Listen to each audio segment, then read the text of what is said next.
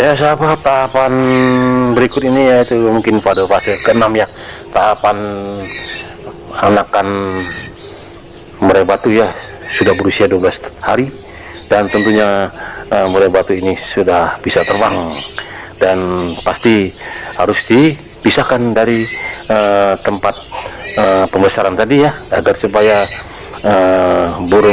anakan burung ini bisa tumbuh dan seperti layaknya bagaimana burung murai batu ya, sudah tumbuh dewasa ya, warnanya sudah mencolok mungkin nantinya, sampai pada akhirnya ekor pun panjang ya, dan tentunya pasti akan gacor dan harganya pun akan harga sultan sahabat karena induk sultan pasti anaknya akan jadi sultan ya sahabat ya.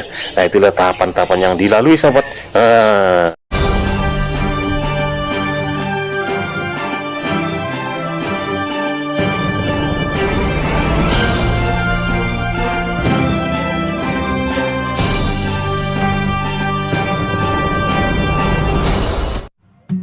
Sahabatku semuanya, membantu subscribe adalah bagian dari amal jariah.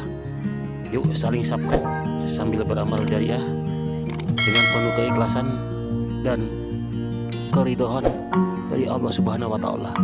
Amin, amin ya rabbal alamin. Baik sahabat, jumpa lagi dengan saya di Yahmianto Channel. Kali ini, pada video kali ini kita menjelaskan bahwasanya ada beberapa fase ya yang harus dilewati dari sebuah perkembangbiakan burung murai batu ya. Dan ini fase-fase ini saya himpun langsung dari lokasi penangkaran ya, dari Pak Suswanto ya, yang berada di pinggiran kota Medan ya. Adapun fase-fase pengembangbiakan burung murai batu ini ya bersumber dari objek penangkaran murai batu milik Pak Susanto ya, yang berada di Medan. Kemudian fase-fase itu antara lainnya ada perkenalan ataupun berpacaran ya. Kemudian setelah itu kawin mereka dan seterusnya ya, sampai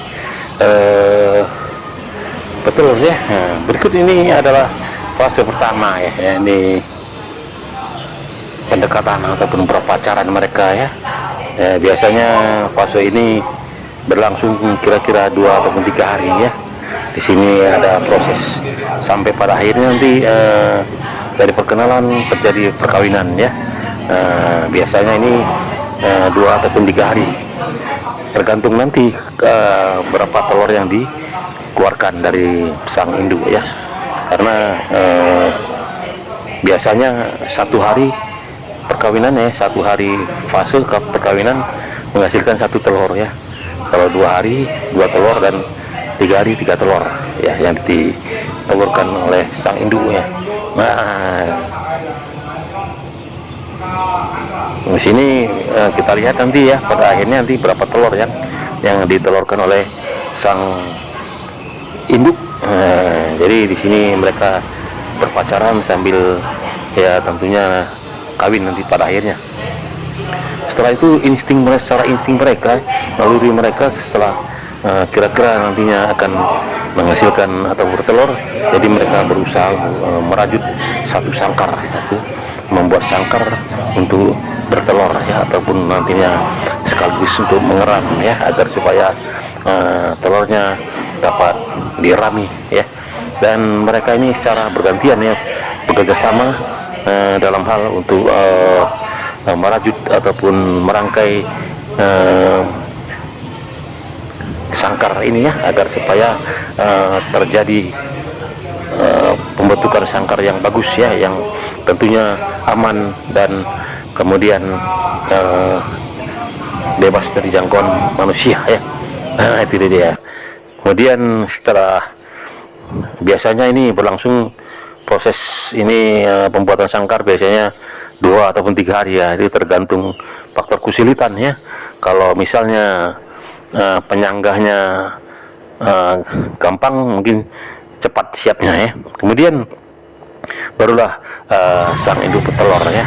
Ini di sini contohnya ada 3 telur, itu berarti pada masa mereka berkenalan kemudian dilanjutkan perkawinan, ini biasanya itu 3 hari ya. Berhasilnya tadi selama 3 hari mereka berpacaran ya, kemudian kawin mereka dan merajut satu sangkar, dan pada akhirnya sang induk bertelur ya. Telurnya 3 butir ya. Nah, biasanya kalau murai batu paling banyak 3 ya. 3 butir itu berarti pada masa pacaran ataupun masa kawin mereka pasti 3 hari ya, karena 1 hari biasanya 1 telur ya. Kalau 2 hari biasanya 2 telur ya. Nah, itu tergantung faktor kesuburan dari sang induk ya. Kalau sang induk subur ataupun banyak makanan ataupun ya makanan ataupun apa itu jenisnya ya banyak, jadi bisa 3 telur ya. Kemudian setelah itu pasti sang induk akan mengeram ya.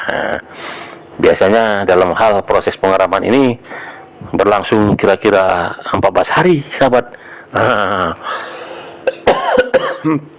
14 hari. Jadi dalam hal 14 hari ini sekali-sekali memang keluar dia untuk minum ataupun menggerakkan urat sarafnya ya, karena selama mengeram pasti ada rasa-rasa pegal ya.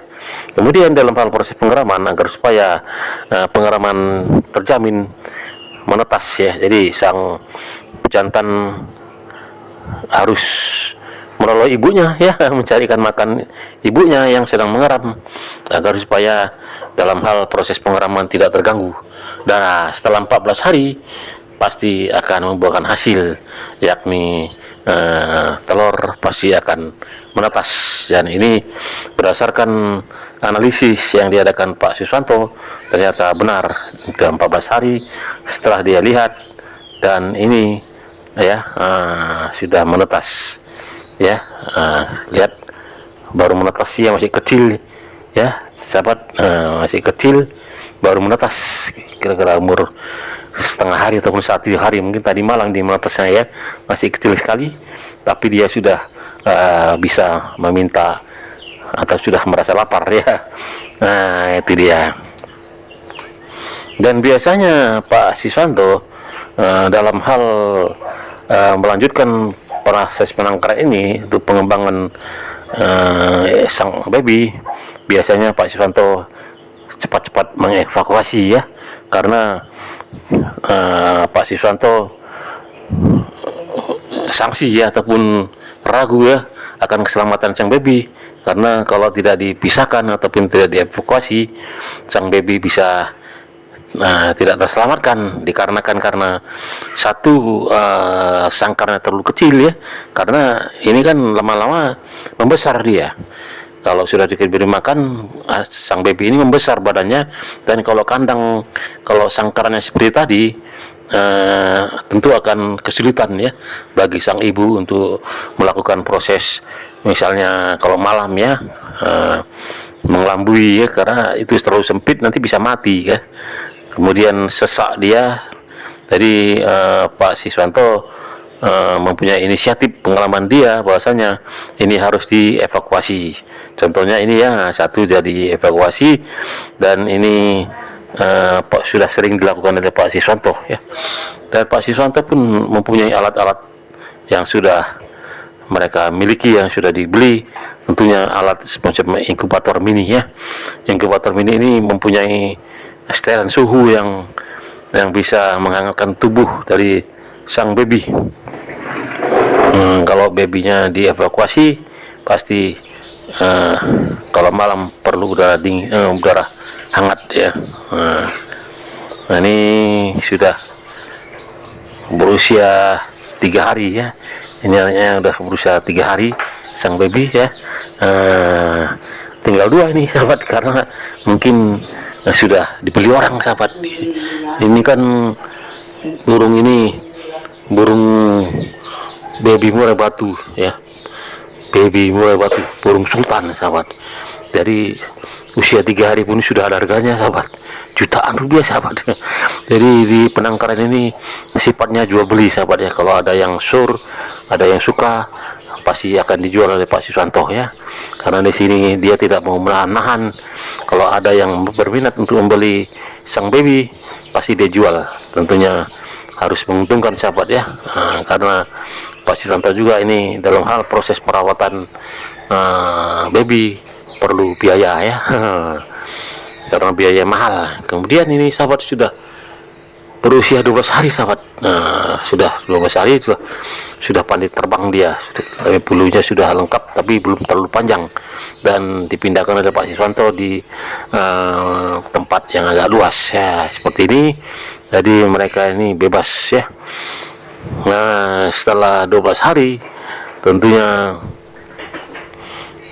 sudah pandai makan sendiri sahabat ya, dia tidak diloloi lagi, sudah pandai makan sendiri.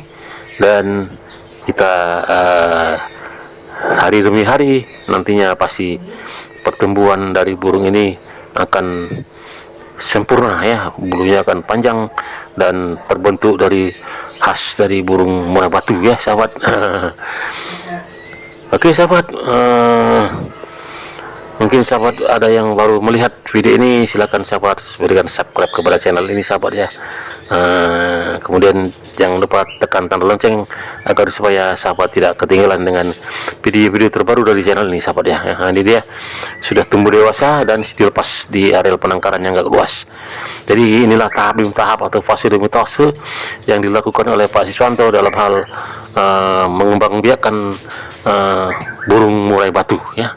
Jadi tahapan-tahapan ini sering dilakukan oleh Pak Siswanto dan ini sudah berhasil, dan sudah bertahun-tahun ini dilakukan oleh Pak Siswanto dan sudah berhasil, dan ini bisa dijadikan pedoman ya bagi para penangkar-penangkar baru ya. Tentunya mungkin bisa belajar dari video ini. Jadi kalau sahabat ingin membuat penangkaran seperti ini, bisa menonton video ini ya. Ya sahabat, itu dia. Jadi fase demi fase sudah sering dilalui Pak Siswanto. Saya sudah berpengalaman di sini. Pak Siswanto sudah punya alat ya, inkubator mini. Jadi di sini perkembangan biakan burung murai batu sangat pesat sahabat. Bahkan kalau tidak dibatasi, kata Pak Siswanto, dia kewalahan sahabat, karena untuk memberi makan dari usia 1 hari sampai ke 12 hari ya, tentunya Pak Siswanto harus full time ya, full time, tidak boleh kemana-mana, karena burung ini 2 jam sekali harus diloloi. Dia baby ini kalau 12 jam ya 2 jam sekali harus diloloi.